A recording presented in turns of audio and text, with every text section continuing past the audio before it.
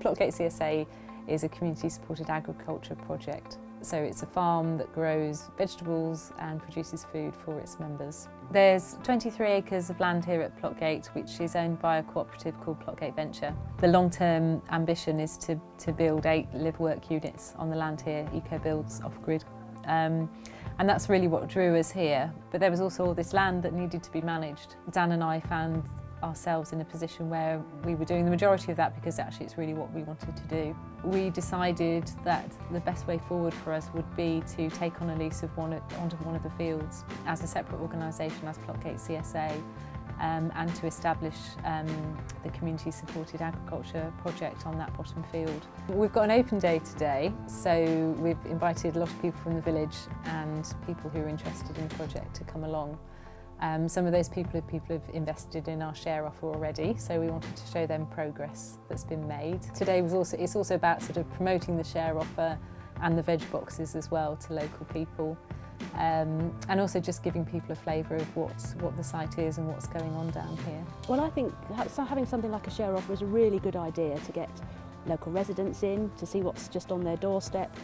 For other people who are committed to food and health projects, they can put some money in. They don't have to sort of be involved and get veg boxes and things like that. But actually it does allow people who are interested in food across Somerset to get involved if they want to. I think one of the important things for us was that they're doing food which is close to the people that are going to be eating it. And I think they've got a philosophy which actually looks at the whole of the environment and tries to work with the environment and work with nature. It is actually very impressive. I think we're both very impressed as to how much work that Dan and Amy put into the whole site, really. Well, I think these guys are doing very, very good work, so I want to support them. That's the first thing. And I would just like to have a regular source of good local food. And we're already getting that now. Well, I think for me, the important thing about food is that it is organically grown. It's uncontaminated by nasty chemicals.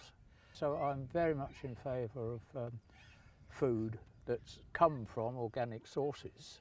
And that's the sort of food that comes from places like this. And if it's done just down the road, you know it's going to be fresh. Chris Black bought the land here about 9 years ago. He bought it in auction. The land's an old county farm that was sold off by the county council. Chris got a group of people together to buy the land. And gradually those people have been bought out and replaced by people who have a more vested interest in continuing the project here. So the land is now owned by Plotgate Venture, not by Chris Black. It's recently been transferred. But Chris is obviously was very sort of instrumental in allowing it to happen. I was always looking at what was out and about there, and having been involved with the purchase of Tinker's Bubble, I had my eye on what came up each year, and then this land at Barton St David came up for sale, and I pulled out all the stops to buy it, actually. Chris is an amazing person, and he's been quite instrumental in setting up a number of projects and communities, Tinker's Bubble, Kings Hill. He's been amazing in terms of allowing people the freedom to get on and fulfil their sort of ambitions in terms of using the land. I'm a great believer that those people who end up with that land should be the owners of it. I also think in terms of society, people, other than maybe a few very rich philanthropists, nobody gives away all their money. They might lend it, they might do this and that, but if one can set up a bit of a model with no interest or very low or even better kind of alternative interest in the form of vegetables, whatever, then that's the way forward. We want to be sort of producing local food for local people. I guess the vision is that people have access to that sort of fresh quality produce that's grown on their doorsteps, that they feel part of the farm, that they have a connection with the place and the way that their food is grown, and feel sort of ownership and a part of that.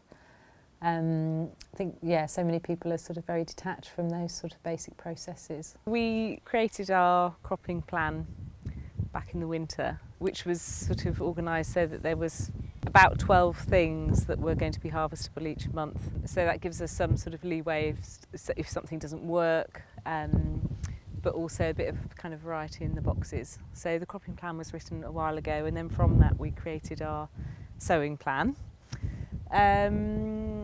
So it's all it's all kind of worked out. And one of the advantages of the way we're selling the vegetables is that people come and select their own and make their own veg boxes up, so they can rifle through the box and pick whichever potatoes they like the best. And then we end up with all the leftovers at the end that people might not like, and we get to eat them.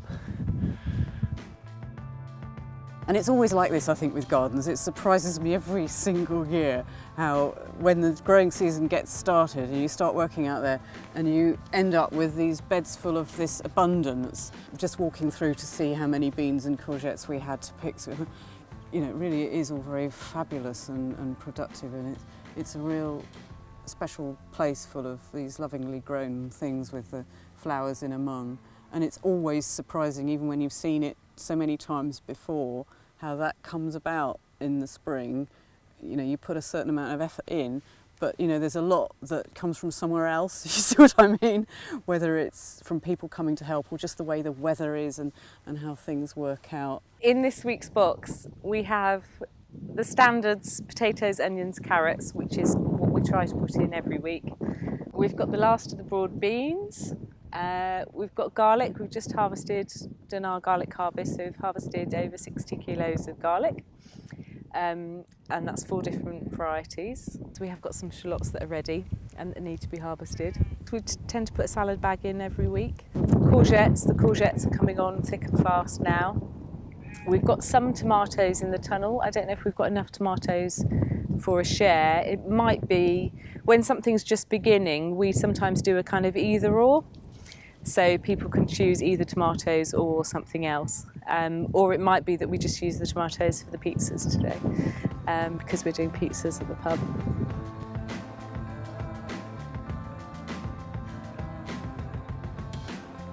Last time we came, my 84-year-old mother was staying with us, and she came with us. And when we were eating the food, she just kept saying, "This is delicious. This tastes different. This is nothing like my food that I eat," because she doesn't buy organic.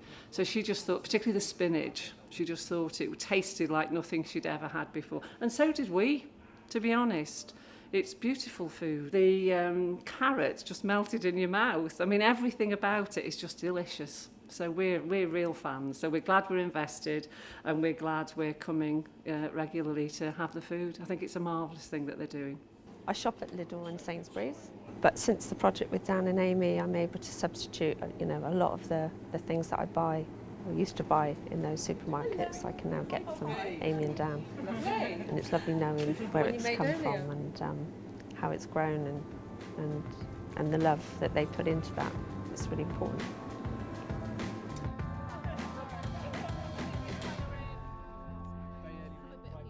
Well, I was never in any doubt that the share offer would be a success, and in fact it was. But right up until virtually the final week of the share offer, we still weren't completely certain that we would really hit our target. Because although people were enthusiastic and we knew people were going to invest, I think what had happened is it all got left until the last minute. And actually, in the end, everybody wanted to be our share offer hero, and they all were. It was fantastic. I couldn't think of a more difficult way of earning a living, to be honest with you.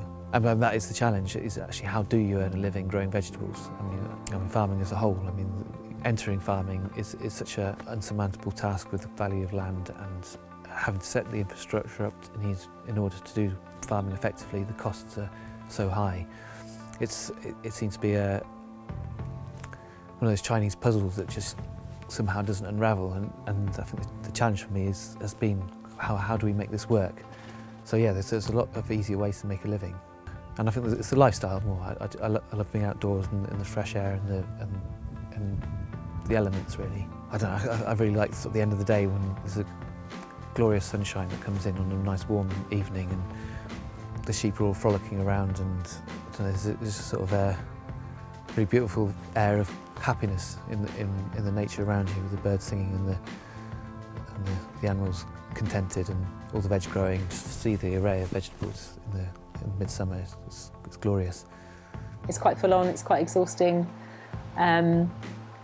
You do have to be, you know, marketer, social media person, accountant and everything. But hopefully as the project grows, there'll be more and more people to take on those roles. But I don't know, it's what I love doing, so it doesn't feel like it's hard.